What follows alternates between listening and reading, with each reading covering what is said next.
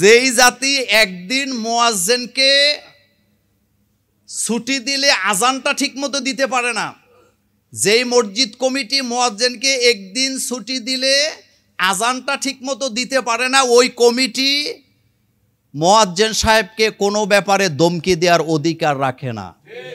ইমাম দুই প্রকার, কিছু হচ্ছে মোমেনদের ইমাম, কিছু হচ্ছে কাফেরদের ইমাম।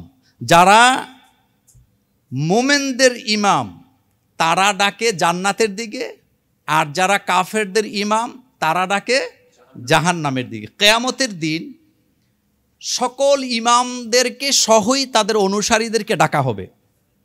এ ব্যাপারে আল্লাহ পাক বলছেন, ইয়াউমা নাদউ কুল্লা উনাসিম বি ইমামিহিম।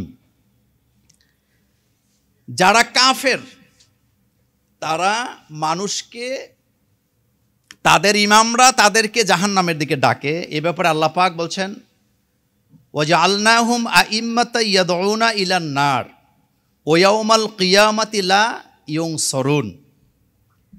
আর যারা মুমিন তারা তাদের অনুসারীদেরকে জান্নাতের দিকে ডাকেন, তবে মুমিনদের নেতা আল্লাহ তাদেরকেই বানান, ইমাম তাদেরকেই বানান যারা পরীক্ষায় পাশ করে। আপনি যদি ইসলামী আন্দোলনের নেতা হতে চান অথবা মসজিদের কোনো খতিব হতে চান, আপনাকে পরীক্ষা, কোনো না কোনো পরীক্ষা দিয়েই আপনারা হইছেন, এমনি এমনি হন নাই। ব্যাখ্যা দেব না। আল্লাহ পাক এই ব্যাপারে বলেছেন, ও ইজিবতালা ইব্রাহিমা রব্বুহু বিকালিমাতিন ফাআতাম্মাহুন্না ক্বালা ইন্নী জাইলুকা লিন্নাসি ইমামা। আমি পরীক্ষা নিয়েই তোমাদেরকে ইমাম বানাইছি। এখন আসেন আমি আমার মূল আলোচনায় যেতে চাই। আদর্শ মসজিদ গঠনে ইমাম ও খতিবের করণীয়। আদর্শ মসজিদ যদি আপনি গঠন করতে চান তাহলে আদর্শবান মুয়াজ্জিন, ইমাম এবং খতিব কি অবশ্যই লাগবে।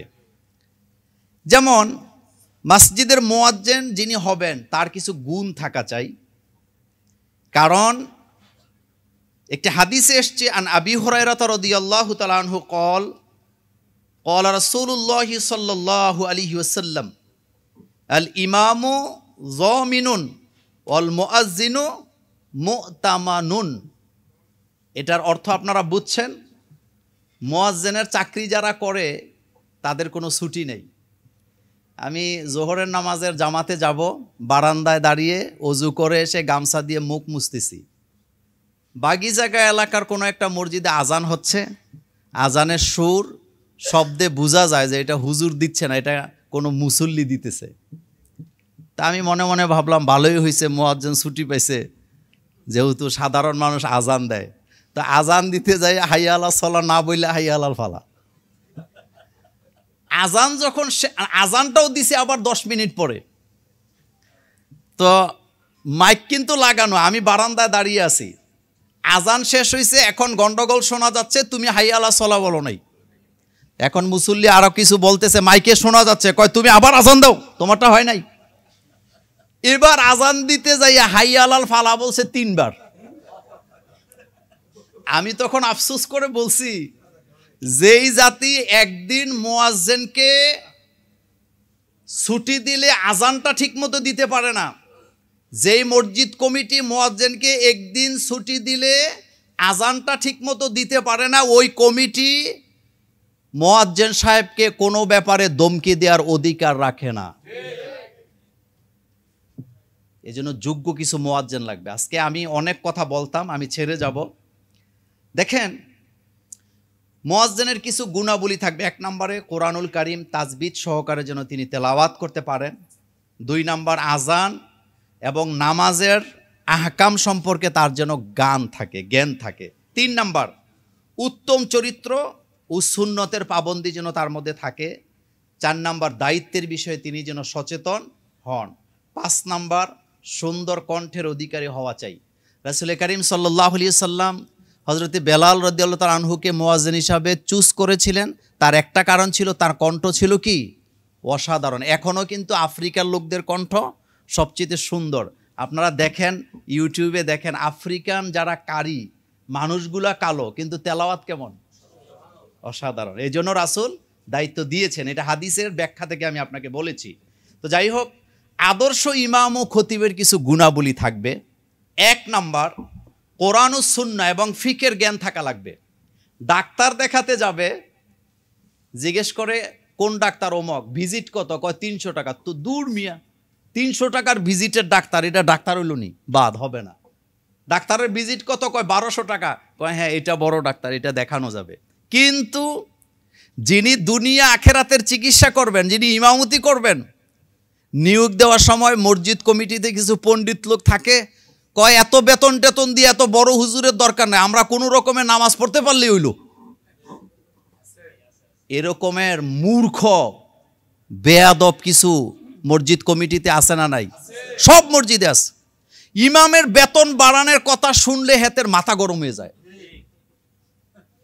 মানে মনে হয় যেন তারে গুড়া কৃমি কামড়াইতেছে।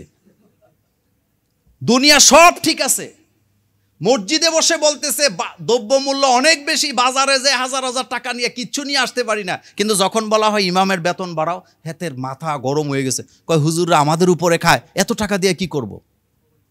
আপনি যোগ্য ব্যক্তিকে ইমাম এবং খতিব নিয়োগ দিতে হলে আপনার বাজেটটাও কি একটু বেশি চাই। তো আসেন এই ব্যাপারে, একজন ইমাম যিনি হবেন, যোগ্য ইমাম এবং খতিব, তিনি যদি একটি আদর্শ মসজিদ গঠন করতে চান, 1 নম্বরে তার মধ্যে আল আদালা থাকতে হবে। আদালা গুণের অধিকারী মানে আকীদা বিশুদ্ধ হওয়া, ইলমে আমলে শুদ্ধতা থাকা, আখলাক চরিত্র ভালো হওয়া, মোত্তাকি হওয়া, ফরেজগার হওয়া, এবং সবচেয়ে বড় গুরুত্বপূর্ণ বিষয় হলো তাকে সমাজের লোকেরা যেন পছন্দ করেন। খতিবু ইমাম হবেন এমন একজন ব্যক্তি যাকে মহল্লার লোকেরা আদর্শবান মনে করে। এখন তো জোর করে ইমাম হয়, জোর করে ইমাম বানায় দেয়। আমি একবার চাঁদপুর থেকে আসতেছি, এক মসজিদে জুমার নামাজ পড়তে ঢুকছি, তো খুতবা যে পড়ছে নিজেও জানে না কি পড়ছে, ডাইরেক্ট পরে চলে গেছে। তা আমি বের হইয়া বললাম নামাজ তো হয় নাই, কারণ তেলাওয়াতেরও ঠিক নাই, খুতবা যেটা পড়ছে একটা ইবারতের একটা শব্দও ঠিক হয় নাই। তা আমি বাইর হইয়া বললাম আপনাদের এলাকায় এর চেয়ে ভালো লোক কি খতিব হইতে পারে না? কয় হুজুর তে একটা সোর জোর কইরাতে ইমামতি ধরে রাখছে, রাস্তার পাশে মসজিদ। তো যাই হোক, লোকেরা যেন তাকে পছন্দ করেন এলাকায়। 2 নম্বর, খতিব সাহেব সবসময় তার ব্যক্তিগত অধ্যয়ন চালু রাখবেন। আমি ব্যাখ্যা দিতে পারতাম, আগেই বলছি লম্বা করবো, অনেক কথা, আমারে আধা ঘন্টা সময় রাখছিল, এটা শেষ। যাই হোক, প্রত্যেক খতিব আপনাদের প্রতি অনুরোধ থাকবে, যেটা দিনমত ভাই বলে গেছেন, আপনি ওই 20 টাকা 120 টাকা দামের খুতবা আল্লাহর হস্তে এখন আর পড়েন না। আপনি এখন 2024 সালে আছেন, আপনি নিজে খুতবাটা তৈরি করবেন, নিজে আপনার যোগ উপযোগী আলোচনা কি মানুষের সামনে প্রেজেন্ট করবেন, ইলিম অনুযায়ী আমল করা, নিজের বিবিকে পর্দায় রাখা। অনেক মসজিদের ইমামের ওয়াইফ পর্দায় থাকে না, এটা আমি নিজে দেখছি, কুমিল্লা শহরে আমি দেখছি, অভিজ্ঞতা থেকে বললাম। এরপরে খতিব সাহেব নিজে খুতবা তৈরি করবেন, সময়ের দাবি অনুযায়ী খুতবার বিষয়বস্তু নির্ধারণ করবেন, বর্তমান প্রেক্ষাপটে আপনি সমসাময়িক বিষয়ের উপরে কি খুতবা উপস্থাপনা করবেন। অবশ্যই পূর্ব প্রস্তুতি ছাড়া খুতবা প্রদান করিবেন না, এটারও সময় নেই। সপ্তাহে একটা খুতবা তৈরি করবে, এটাও সুযোগ হয় না। এরকমের অলস খতিব আমাদের মধ্যেও 2-1 জন কি আছে। যাই হোক, আমি অনেকগুলা পয়েন্ট ছেড়ে দিয়ে নিচের দিকে গেলাম। দিন কায়েমের ব্যাপারে প্রত্যেকটা খুতবায় যেন আপনার কথা থাকে, ডাইরেক্ট কথা বলার দরকার নেই। আমাদের উদ্দেশ্য কি? আল্লাহর জমিনে আল্লাহর দিন কায়েম করা। এখন আসেন আদর্শ মসজিদে কি কি কাজ হবে, এটা বলে আমি শেষ করব। প্রথম কথা হচ্ছে, মদিনা নামক যেই রাষ্ট্রটি পরিচালিত করেছেন মুহাম্মদুর রাসূলুল্লাহ সাল্লাল্লাহু আলাইহি ওয়াসাল্লাম, যেই রাসূলের রওজায় যাওয়ার জন্য গান গায়, সেই রাসূলের রওজার উত্তর পাশে উঁচু একটা জায়গা আছে, যেই জায়গাটার নাম হলো মাজলিসে শুরা। আপনাদের কি এটা জানা আছে? এটা হলো রাসূলের সংসদ ভবন। এখান থেকে বিচার কাজ কি সম্পন্ন হয়তো, এটাই আদালত ছিল, এটাই ছিল রাসূল সাল্লাল্লাহু আলাইহি ওয়াসাল্লামের সংসদ ভবন, এটাই ছিল আদালত, এটাই ছিল বিচারালয়, সব কিছু এখান থেকে কি পরিচালনা করা হতো, সেটি ছিল মদিনার রাষ্ট্র। কিন্তু এখন মসজিদে আছে না, এগুলো আমরা বাইর করে দিছি। আচ্ছা, বাইর করছে কি কি সূত্রে, আমি 2-1টা কথা বলি। যেমন দেখবেন মসজিদের ভিতরে ঢুকে দেখবেন সামনের দিকে লেখা আছে মসজিদে দুনিয়াবি কথা বলা নিষেধ কয় না, হারাম। নিচে লেখা আছে আল হাদিস। আপনারা আইম্মায়ে মাসাজিদ, আমি আপনাকে জিজ্ঞেস করি, এই যে মসজিদে দুনিয়াবি কথা বলা হারাম, আল হাদিস, এটা কি আসলে আল হাদিস না জাল হাদিস? এই কথাটা বলে মূলত ইমাম এবং খতিবের মুখে একটা তালা মারা হয়েছে, আর অন্য কিছু না। আচ্ছা, রব্বানা আতিনা ফিদ দুনিয়া হাসানা, এই দোয়া আপনারা মসজিদে করেন না মসজিদ থেকে বাইরে হয়ে করেন?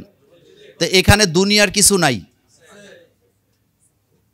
আগেই বলছি, ব্যাখ্যা দিলাম না, খাপে খাপে মিলিয়ে নেবেন। এরপরে কি থাকে?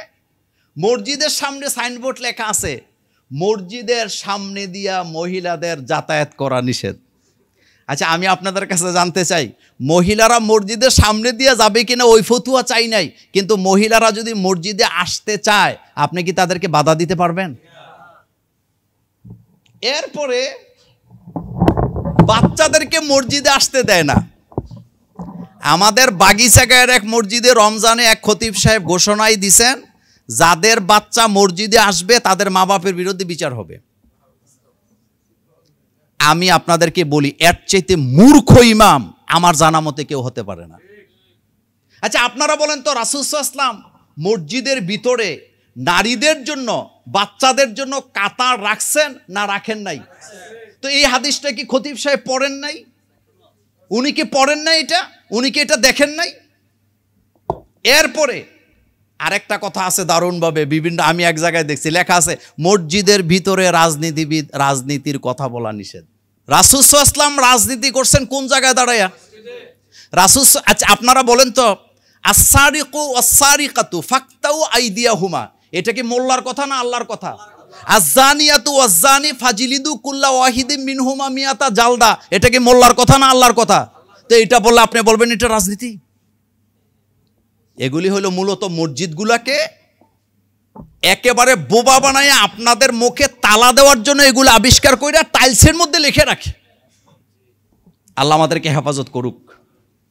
আমার কলিজার ভাইয়েরা, আদর্শ মসজিদে অবশ্যই নুরানি মাদ্রাসা থাকতে হবে। মক্তব, যেটা নিয়ে কথা বলা হয়েছে, মক্তব বললে আমরা মনে করি যেখানে আলিফ বাতা শিক্ষা দেওয়া হয়।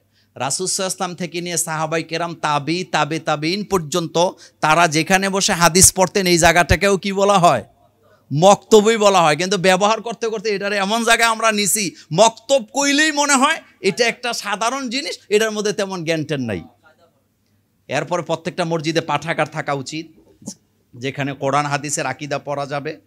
সপ্তাহব্যাপী তালিম ও তাফসিরের ব্যবস্থা করা, সমাজসেবকমূলক কাজে ইমাম নিজেকে সংযুক্ত করা, মুসলিম অমুসলিম এলাকার মহল্লা সকলকে সাহায্য করা। আমরা কিন্তু শুধু মুসলমানকে সাহায্য করি, কিন্তু অমুসলিমের জন্য সাহায্য করতে আমরা রাজি না। এজন্য আপনাদের প্রতি অনুরোধ থাকবে, এরপরে মানুষের জন্য চিকিৎসার ব্যবস্থা করে দেওয়া। আসেন, আমি সর্বশেষ বলি, আর বলতে চাই না, অনেকগুলা নোট আমার কাছে ছিল, বললাম না, আমি পেছনের দিকে চলে যাই। একেবারে সর্বশেষ, আপনারা যারা তাফসির করেন, আপনাদের জন্য সর্বশেষ আমার একটা আলোচনা 2 মিনিটের, সেটি হচ্ছে, আমরা যে তাফসির করি, অনেক ক্ষেত্রে আমাদের তাফসিরের হক আদায় হয় না। মন গড়া তাফসির এখন বেশি হয়, যেটা চমকপ্রদ বক্তব্য। এই ব্যাপারে রাসূল কিন্তু আমাদেরকে সতর্ক করে গেছেন। তাফসিরের মূল নীতি হলো 5টা। 1 নাম্বার, তাফসিরুল কোরআন বিল কোরআন। প্রথমে আপনাকে জেনে রাখতে হবে, তাফসির বির রায় এটা হারাম। নিজের মন গড়া তাফসির করা এটা কি? হারাম। তাফসির বিস সুন্নাহ এটা আপনি চালু রাখবেন। আর তাফসির বিস সুন্নাহর মূলনীতি আবার 5টা। প্রথম হচ্ছে তাফসিরুল কোরআন বিল কোরআন, কোরআনের এক আয়াত দিয়ে আর এক আয়াতকে কি করা? তাফসির করা। এক অংশকে আরেক অংশ দিয়ে তাফসির করা, যেটা আল্লামা সাইদি সাহেব রাহিমাহুল্লাহ তিনি করতেন। এরপরে আমি আয়াতগুলা হাদিসগুলা ছেড়ে দিলাম, তার দলিল আমার কাছে ছিল। 2 নাম্বার, তাফসিরুল কোরআন বিস সুন্নাহ, রাসূলের হাদিস দিয়ে তাফসির করা। কারণ আল্লাহ পাক রাসূলের উপরেই কোরআন নাজেল করেছেন, তিনিই সর্বপ্রথম কোরআন আমাদেরকে কি বুঝিয়েছেন। তাহলে কোন আয়াতের কি ব্যাখ্যা হবে এটা রাসূল আমাদের চেয়ে কম জানে না বেশি জানে? নাউজুবিল্লাহি মিন যালিক। আল্লাহ রাসূল অবশ্যই আমাদের চেয়ে কোটি কোটি গুণ বেশি জানেন, কারণ তার উপরেই কি কোরআন নাজেল করা হয়েছে। এরপরে তাফসিরুল কোরআন বি আকওয়ালিস সাহাবা, সাহাবাই কেরামের বক্তব্য দিয়ে তাফসির করা। এরপরে তাফসিরুল কোরআন বি আকওয়ালিত তাবে, সাহাবাই কিরাম থেকে যারা তাফসির শিখছেন তাবে, তাদের বক্তব্য দিয়েও কি আপনি তাফসির করতে পারবেন। কিন্তু আমাদের দেশে এখন তাফসির যে আয়াত নেয় ওই আয়াতের তাফসিরও নাই, শানে নুজুলও নাই। আয়াত পড়ছে ঠিক, আমার সাথে এরকম অনেক বেশিরভাগই হয়েছে যে আমি প্রধান বক্তা, তা আমি তো সবার পরে যাব স্টেজে। আমার আগের বক্তা যখন ওয়াজ শুরু করছেন একটা হাদিসও তেলাওয়াত করছে, একটা কোরআনের আয়াতও পড়ছে, কিন্তু আমি যাইয়া শুনতেছি উনি বলতেছে আমি যে আয়াত এবং হাদিস তেলাওয়াত করছি এটাতে আমি এখনও যেতে পারি নাই। তা আমি জানেন আমি একটু অন্য টাইপের মানুষ, তখন আমি বলি ভাই ওনারা আরেকটু সময় দেন, উনি এটা তাফসির করুক। কমিটি কয় মোল্লা ভাই হ্যাঁ 3 ঘন্টা অলরেডি ওয়াজ করে ফেলছে, 3 ঘন্টা ওয়াজ করে ফেলছে, কিন্তু হাদিস আর কোরআনের কাছে যেতে পারে নাই। তাহলে এটা কি তাফসির হইছে না কি হইছে এটা আপনারাই তো বুঝেন। এরপরে তাফসিরুল কোরআন বিমা তাকতাদিহি লুগাতুল আরাবিয়া, আপনি আরবি তাফসিরগুলোকে ফলো করবেন।